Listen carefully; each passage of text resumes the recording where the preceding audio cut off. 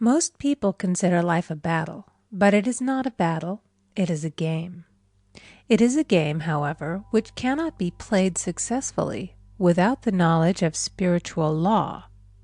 And the Old and the New Testaments give the rules of the game with wonderful clearness. Jesus Christ taught that it was a great game of giving and receiving. Whatsoever a man soweth, that shall he also reap. This means that whatever man sends out in word or deed will return to him. What he gives, he will receive. If he gives hate, he will receive hate. If he gives love, he will receive love. If he gives criticism, he will receive criticism. If he lies, he will be lied to. If he cheats, he will be cheated. We are taught also that the imaging faculty plays a leading part in the game of life. Keep thy heart, or imagination, with all diligence, for out of it are the issues of life. Proverbs 4:23. This means that what man images, sooner or later externalizes in his affairs. I know of a man who feared a certain disease. It was a very rare disease and difficult to get, but he pictured it continually and read about it until it manifested in his body and he died, the victim of distorted imagination. So we see, to play successfully the game of life, we must train the imaging faculty. A person with an imaging faculty trained to image only good brings into his life every righteous desire of his heart. Health, wealth, love, friends, perfect self-expression, his highest ideals.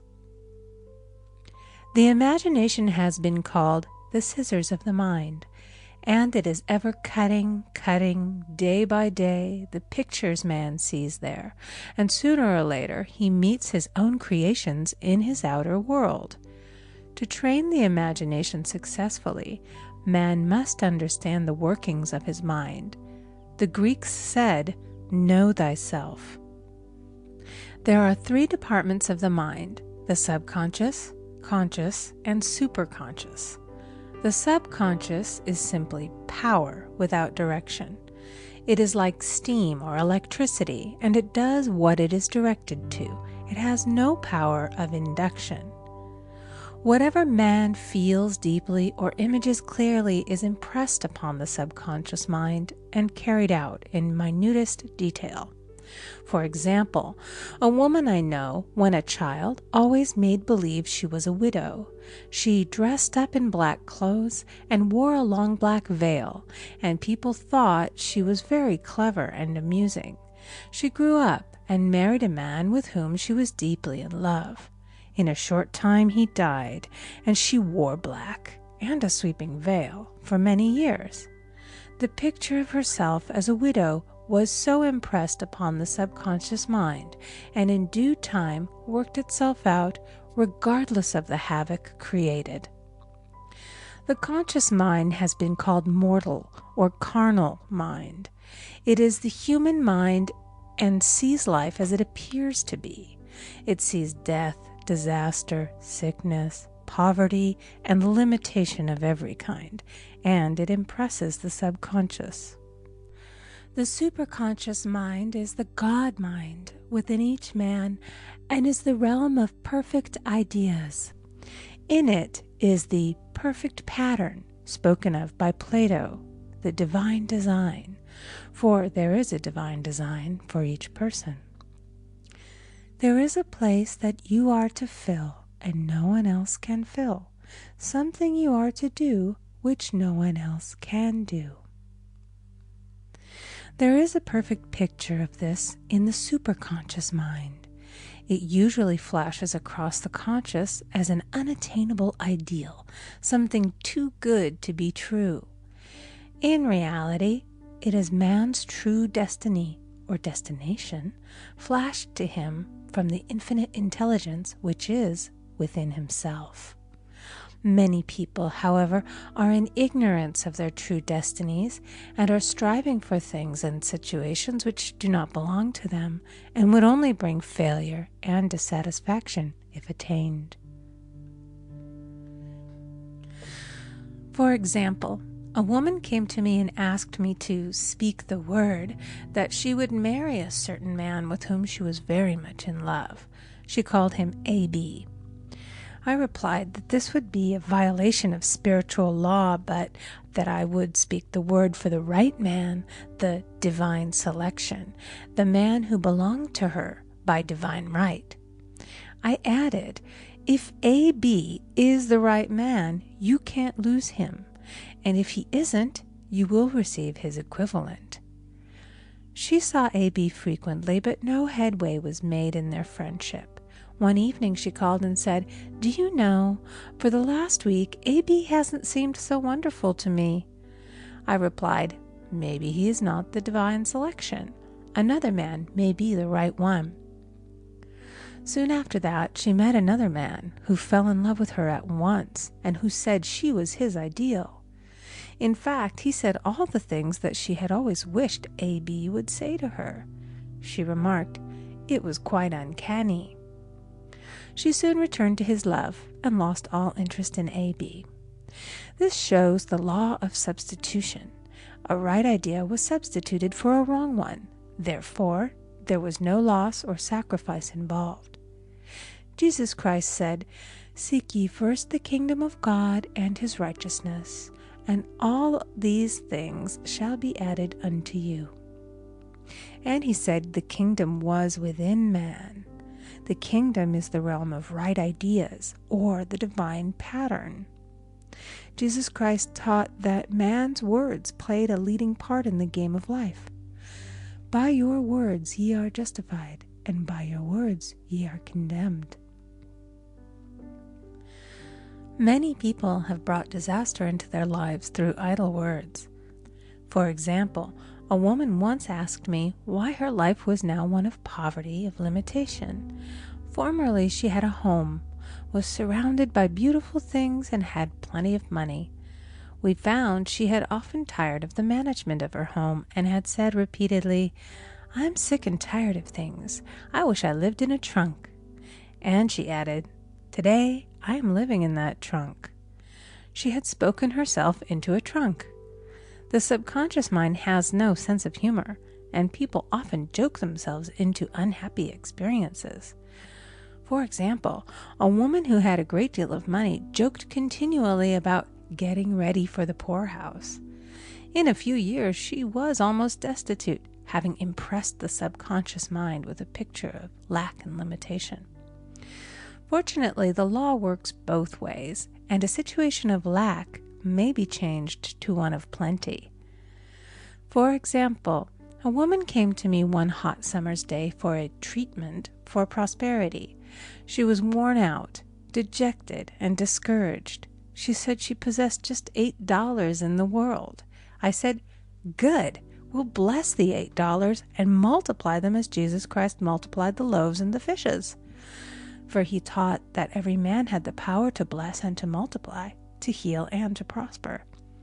She said, "What shall I do next?" I replied, "Follow intuition. Have you a hunch to do anything or to go anywhere?" Intuition means intuition, or to be taught from within. It is man's unerring guide, and I will deal more fully with its laws in a following chapter. The woman replied, "I don't know. I seem to have a hunch to go home. I've just enough money for car fare."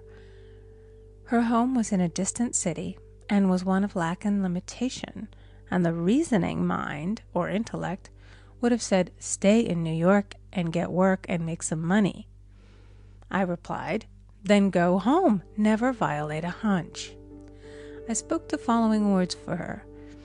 "Infinite Spirit, open the way for great abundance for She is an irresistible magnet for all that belongs to her by divine right." I told her to repeat it continually also. She left for home immediately. In calling on a woman one day, she linked up with an old friend of her family. Through this friend, she received thousands of dollars in a most miraculous way. She has said to me often, "Tell people about the woman who came to you with $8 and a hunch." There is always plenty on man's pathway, but it can only be brought into manifestation through desire, faith, or the spoken word. Jesus Christ brought out clearly that man must make the first move. Ask, and it shall be given to you. Seek, and ye shall find. Knock, and it shall be opened unto you. Matthew 7:7. In the scriptures we read, "Concerning the works of my hands, command ye me." Infinite intelligence, God, is ever ready to carry out man's smallest or greatest demands. Every desire, uttered or unexpressed, is a demand. We are often startled by having a wish suddenly fulfilled. For example, one Easter, having seen many beautiful rose trees in the florist's windows, I wished I would receive one, and for an instant saw it mentally being carried in the door. Easter came, and with it a beautiful rose tree. I thanked my friend the following day and told her it was just what I had wanted. She replied, "I didn't send you a rose tree. I sent you lilies." The man had mixed the order and sent me a rose tree simply because I had started the law in action and I had to have a rose tree. Nothing stands between man and his highest ideals and every desire of his heart but doubt and fear. When man can wish without worrying, every desire will be instantly fulfilled. I will explain more fully in a following chapter the scientific reason for this and how fear must be erased from the consciousness. It is man's only enemy. Fear of lack, fear of failure, fear of sickness, fear of loss, and a feeling of insecurity on some plane. Jesus Christ said, "Why are ye fearful, O ye of little faith?" Matthew 8:26. So we can see we must substitute faith for fear is only inverted faith. It is faith in evil instead of good. The object of the game of life is to see clearly one's good and to obliterate all mental pictures of evil. This must be done by impressing the subconscious mind with a realization of good. A very brilliant man who has attained great success told me he had suddenly erased all fear from his consciousness by reading a sign which hung in a room. He saw printed in large letters this statement: "Why worry? It will probably never happen." These words were stamped indelibly upon his subconscious mind, and he now has a firm conviction that only good can come into his life, and therefore only good can manifest. In the following chapter, I will deal with the different methods of impressing the subconscious mind. It is man's faithful servant, but one must be careful to give it the right orders. Man has ever a silent listener at his side, his subconscious mind. Every thought, every word is impressed upon it and carried out in amazing detail. It is like a singer making a record on the sensitive disc of the phonographic plate. Every note and tone of the singer's voice is registered. If he coughs or hesitates, it is registered also. So let us break all the old bad records in the subconscious mind, the records of our lives which we do not wish to keep, and make new and beautiful ones. Speak these words aloud with power and conviction. I now smash and demolish by my spoken word every untrue record in my subconscious mind. They shall return to the dust heap of their native nothingness, for they came from my own vain imaginings. I now make my perfect records through the Christ within, the records of health, wealth, love, and perfect self-expression. This is the square of life, the game completed.